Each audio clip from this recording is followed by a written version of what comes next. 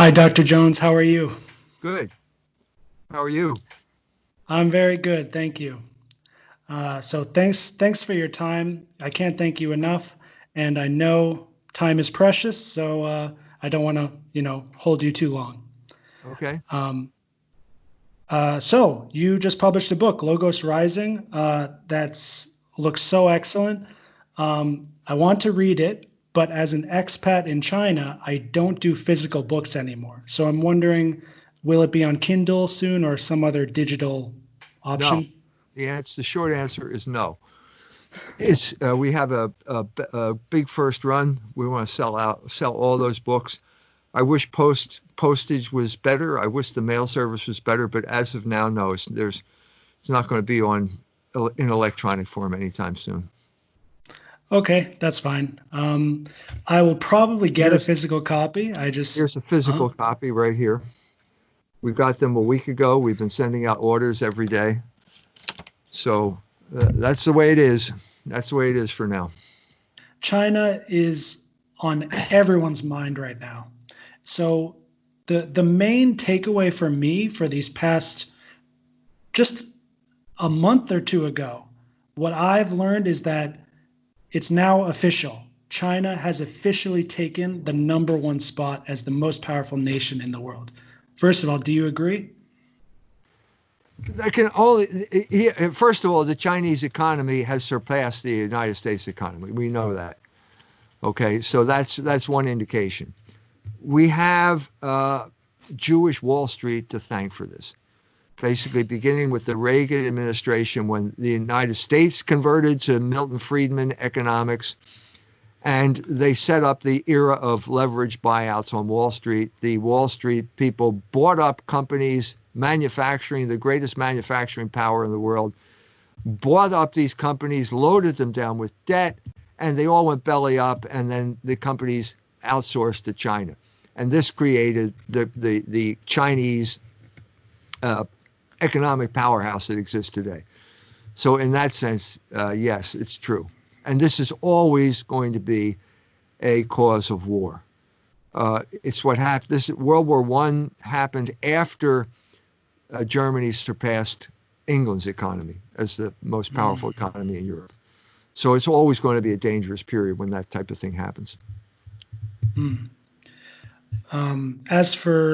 As for me and most people in my city, Quanzhou, things are like totally back to normal now. There's, you wear a mask going outside, but there's a little less traffic than usual. But I mean, things are like mostly back to normal here. But meanwhile, in the West, I mean, I can't believe what I'm seeing. It's a failure like across the board. So I looked up the numbers just 2 days ago. There's 114,000 deaths in the world from coronavirus. That's 0.0015% of the global population. Meanwhile, the whole world is in lockdown. People losing their jobs, committing suicide. Like I honestly can't believe my eyes. I knew this was like the plan of the oligarchs for a while now to try and bring the Chinese totalitarian system to the West. But the fact that they've successfully done it already, like before I'm speaking that, it already happened. Like I just can't believe that. So for like, who do we blame, first of all? Okay, well, first of all, the big question here is what was the role that the Wuhan Institute of Virology played in this releasing this pandemic or starting this pandemic? We have evidence here that the Professor Zheng Ji was paid by USAID and other American government agencies to develop coronavirus by splicing bat DNA into it. Now, the question, we have also evidence that there's being smuggling and theft going on. Professor Lieber of Harvard University, the Jewish professor at Harvard University, has been arrested by the FBI and for taking $50,000 a month in payments from the Chinese government plus $100,000 in expenses, plus $1 million to set up biolabs in China. There's also evidence that the Chinese have smuggled biological weapons in from Winnipeg in Canada. So it looks as if the Chinese were either, some indication is that basically the United States outsourced its bioweapons program to the lab in Wuhan. That's one indication. But we're faced with a question here. Did the virus, let's assume that they were dealing with this toxic material. There's evidence that they hired people. The people were not used to the protocol and they infected themselves with this thing. And then one of these people died. And at this point, it spread into the population. Now, that would presuppose an accidental source for the virus, but it could be the Chinese government, on the other hand, is saying that it was released deliberately by the United States as a bioweapons attack on them. Okay. So what are you hearing over there? So, well, first of all, my Chinese is, just so. So I don't actually follow Chinese news in Chinese. And most of the media I get is the same thing that many other Westerners are getting. But let's just skip past all that. Okay, let's even say it was deliberate by the Chinese. So what? They've already cleaned it up here, and the problems that are happening in the West are still there, where alcohol stores can sell all they want, but like some health stores are deemed not essential and they're closing.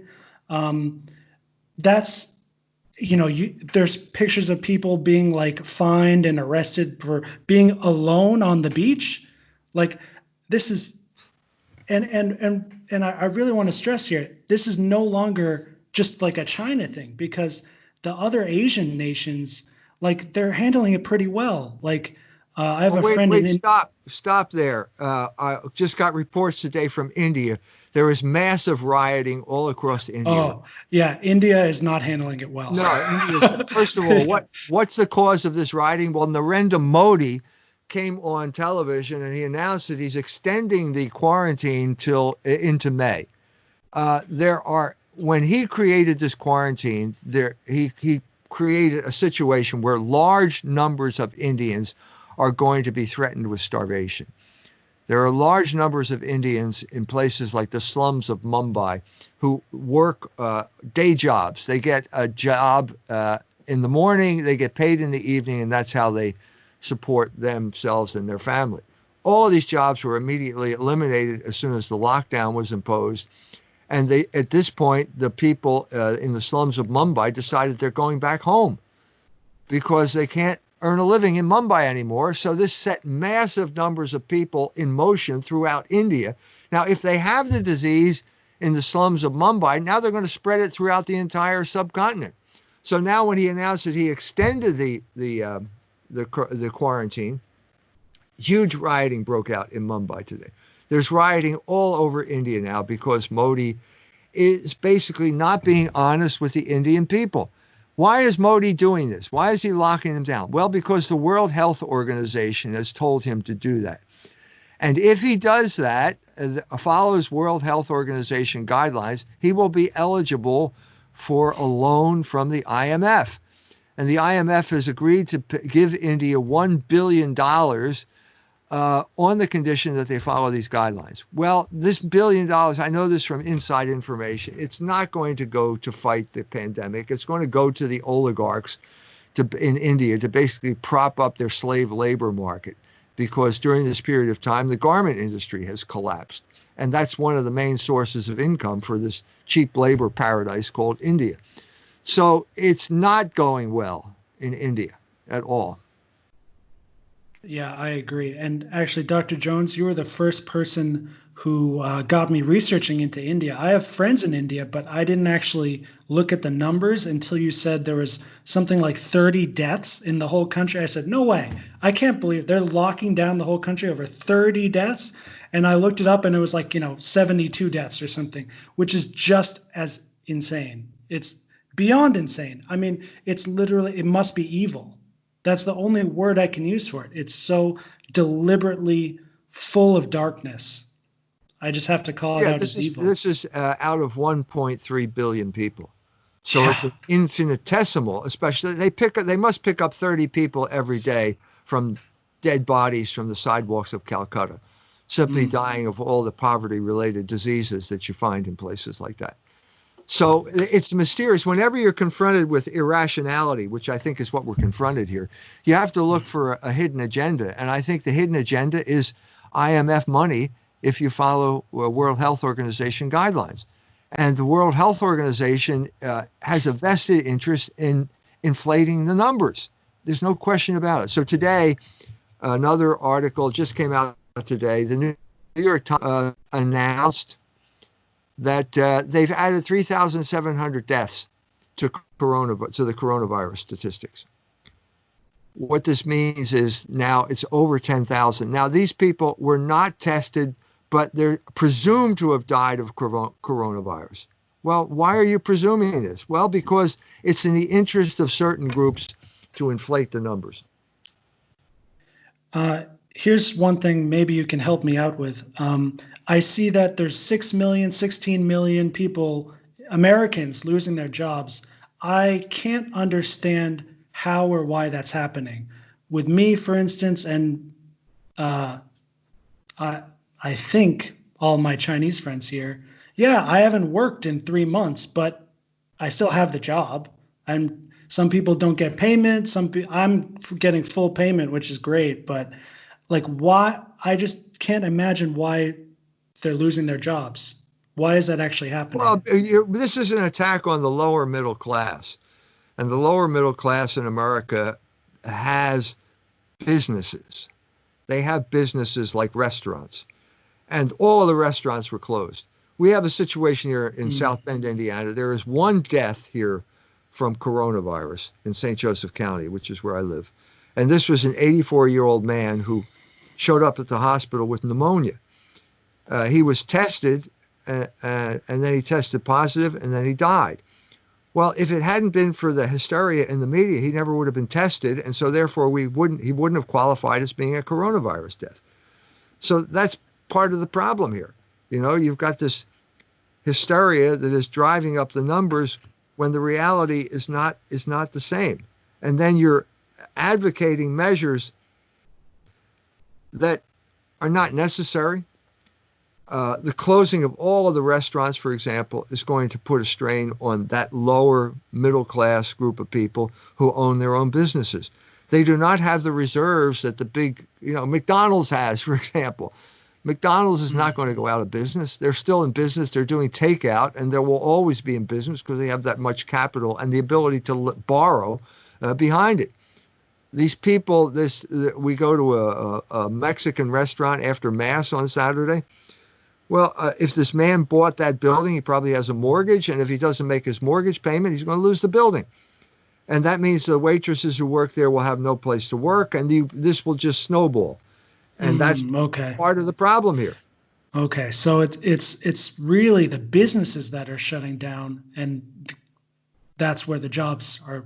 Well, they're being shut down. They basically, the state of Indiana says if you own a restaurant, you can't open to the public. I mean, that's just one example of this type of shutdown that, as far as I can tell, is not warranted. What you're seeing here is the empire organizes everything from the top. And so New York City is a very important city, and they've got a bigger problem. I talked to a correspondent there who told me that it was the main reason New York has a problem is because of 9/11. Because of all that toxic dust that went into the air, people breathed it, and they all have compromised pulmonary systems in New York City. So it would naturally. But then you've got this, as I said, this New York Times story saying, well, they just added 3,700 names to the fatality list overnight. So overnight, the whole thing got worse in New York City. Just when we were being told that the hospitals are empty and it's going down, the numbers are going down, then you have this artificial inflation of the statistics that is going to warrant a longer shutdown. And that's what the oligarchs want. If you listen to Bill Gates, if you listen to Anthony Fauci, depending on what day you listen to him, you listen to Jeffrey Sachs, they are all interested in prolonging this. And there seems to be a strategy emerging here. One of the issues here is to prevent Donald Trump from getting reelected. That's what they want to do. Yep. Another important issue for people like Bill Gates is give us time to invent a vaccine. Bill Gates is Mr. Vaccine.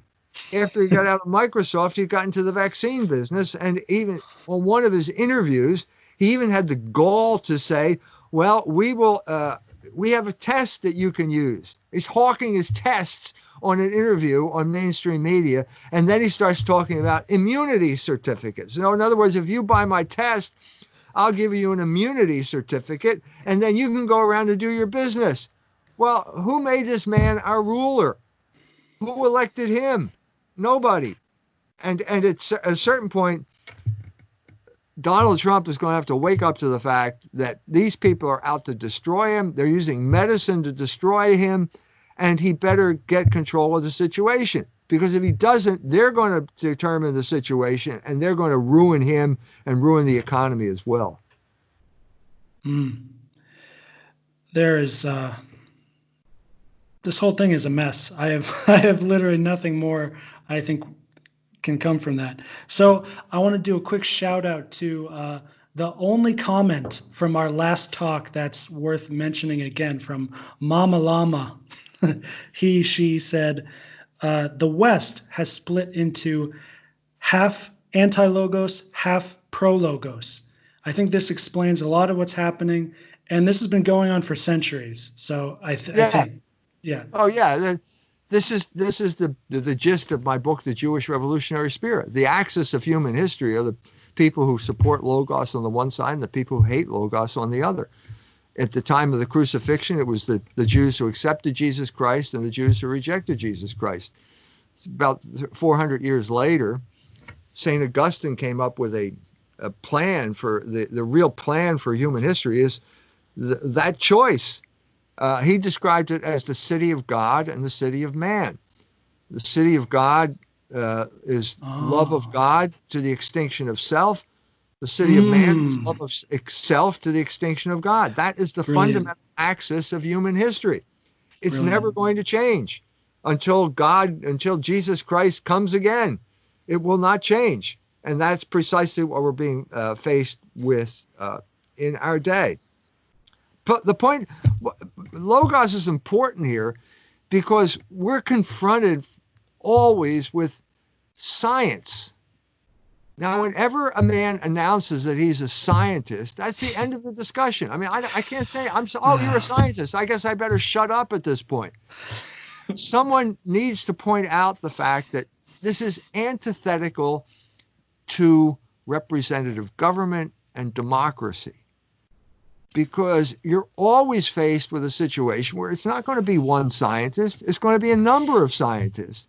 And you're going to get contradictory instructions, contradictory demands, contradictory programs from these different scientists. And at this point, you're going to have to decide. Well, how are you going to decide? Well, you have Logos.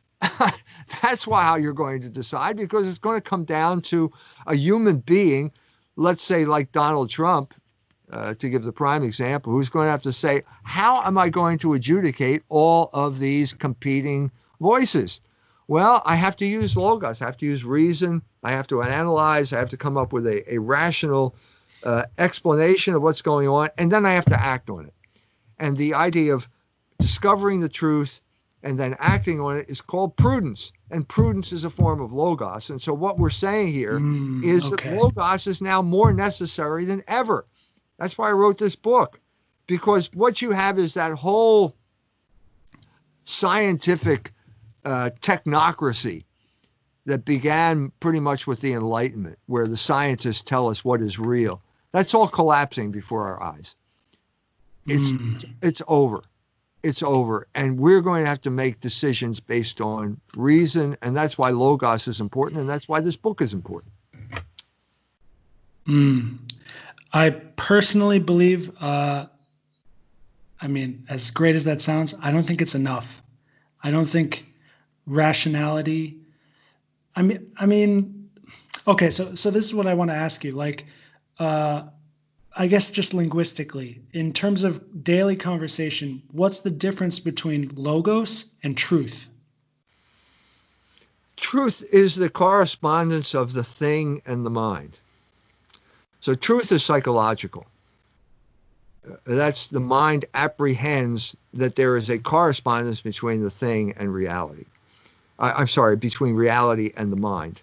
So if I say, the gun is on the table in the dining room, you go in, that's words. Those are words that I just said. If you go into the dining room and the gun is there, you say the correspondence, so that's true. Logos is ontological. It's not psychological. Okay? Logos is simply the attribute of being, saying that the ultimate attribute of being is rationality, is a form which is rational, which can be comprehended by the mind, and your mind can correspond to the source of all rationality, which is God's mind. So there can be a correspondence between your mind and God's mind, and when you have that correspondence, you have truth. And so you can be, so then once you have the truth, then you can act. So that's the connection. You need to make contact with logos in order to understand the truth. Once you have the truth, you can be assured that you know reality, you know what's going on, and then you can be secure in taking some form of action. That's basically the whole point of human life on this planet for all of human history. Yes. Yeah, the security aspect there is essential. That's what we're missing, I think. So what I'm trying to say is this is good news. This is good news because now you're freed from the tyranny of the scientist, who the scientist is invariably in the pay of the oligarchs. That's pretty much why he's been called a scientist. Anthony Fauci is the spokesman for Big Pharma. And so what you have are a lot of German scientists, to be honest with you, who are simply saying, well, I have this degree and this is what I understand. And you have to make a decision. Who's right in this matter? I think it's clear that these people, these disinterested German scientists who have basically oftentimes made money on their own or are not dependent on Fauci or the Big Pharma for their income, have the better argument, and I think that their argument is going to prevail. I think that the reason is going to prevail at this point. It's an act of faith on my part, but I think that's what we're seeing here is there's a counter narrative that is emerging, and more people are accepting it, and it's not the panic mainstream news media paradigm. I think what I've been doing my whole life is I've been using the word truth as if it were logos. That's actually what it always was for me, was an ontological thing, as in like God is the truth, and the truth is like a real thing. You were saying it's kind of like it's being itself, or it's an aspect of being. I forget the word. It's the psychological apprehension of being. That's what it is. Truth is psychological. I don't want to relativize truth, okay? It is true. If it's true, you have a firm foundation in reality, because truth means that your ideas have made contact with reality. That's what it means. But I'm saying truth is fundamentally a psychological perception, whereas logos is an ontological statement. It's an ontological fact. That's the difference. That's the difference. I'm not trying to disrupt anyone's belief. I'm not trying to become a cultural relativist or anything like that. I'm just stating the fact as it is. You have to perceive the truth before you can act on it. And that perception of the truth is what we call truth. You have to perceive the being, the fundamental, the foundation of your belief in being is known as the truth. And then once you have that firm foundation beneath your feet, then you can start acting in a positive way. And I'm sure you and I would agree that that foundation can only come from God, right? God is Logos, and Logos is God. This was the great revelation that St. John made in his gospel. In the beginning, there was Logos. Logos is with God, and Logos is God. So it's not little balls bumping into each other to give you a competing version of ultimate reality. That's known as atomism. It's also the basis of materialism. And it was exploded in the 20th century through the work of Werner Heisenberg and the people who created the atomic bomb. There is no such thing as an atom if by atom you mean something that is an irreducible particle that makes up everything else. It doesn't exist. Heisenberg realized you can split the atom into smaller and smaller pieces until finally it disappears as energy. But when that energy releases, it's very powerful, and that's basically the effect of the atomic bomb. So materialism died during the 20th century, but people are still acting as if it's around. It will probably never go away. There are certain people who are invested in it, and science is one of the main mouthpieces of materialism in our day. Logos is God, God is Logos, but God is also greater than Logos too at the same time, right? No, nothing is greater than Logos, because Logos is God, and nothing is greater than God. They are interchangeable terms here. The one man who figured this out was Hegel, and he used the German word for Logos, Vernunft. Every time you hear Vernunft, when you read about Vernunft in Hegel, he's talking about God in a way that he thought could be comprehensible to the Enlightenment, which was tired of religious war. So it is Logos. The Greeks who started off thinking this way were not wrong, but their view got expanded by St. John, who had, and the incarnation. So at this point, the Logos became flesh. No one could have expected that.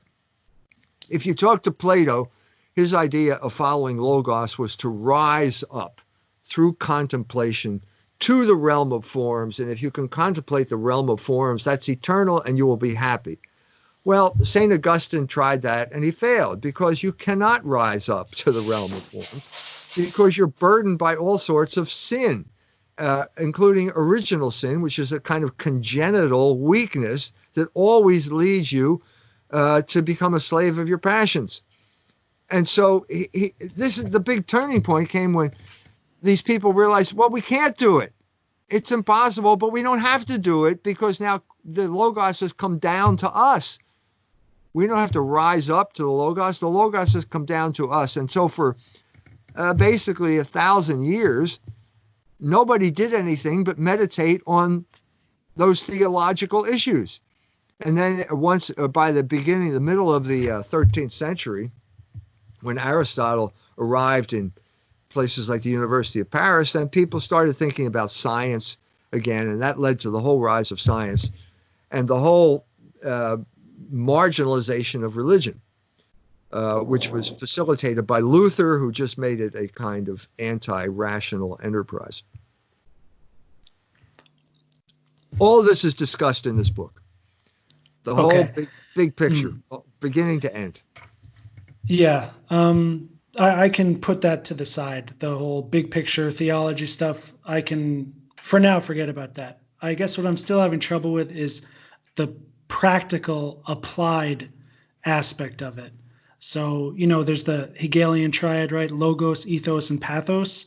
So how like, if like God is God, I already have God, so like, how do I live with Logos? And why don't I just say God? You know what I mean? Like I have Krishna. Because I already have that whole thing. Because God came down to earth in the form of Jesus Christ. He did not abandon his people so that everyone had to be a philosopher in order to be saved. That was the Greek Platonic view. It didn't work, and they abandoned it. But it's not necessary. So if you're asking on a practical level, what is the cutting edge of Logos in human history? It's the Catholic Church. Ever since St. John wrote that gospel using the term logos, the Catholic Church became the cutting edge of logos in human history. So if you're interested in a practical application of this, you need to become a Catholic. You need to get baptized, because the Logos incarnate did not leave everyone to their own devices. He created an institution that would help them in a practical way, and the name of that institution is the Catholic Church.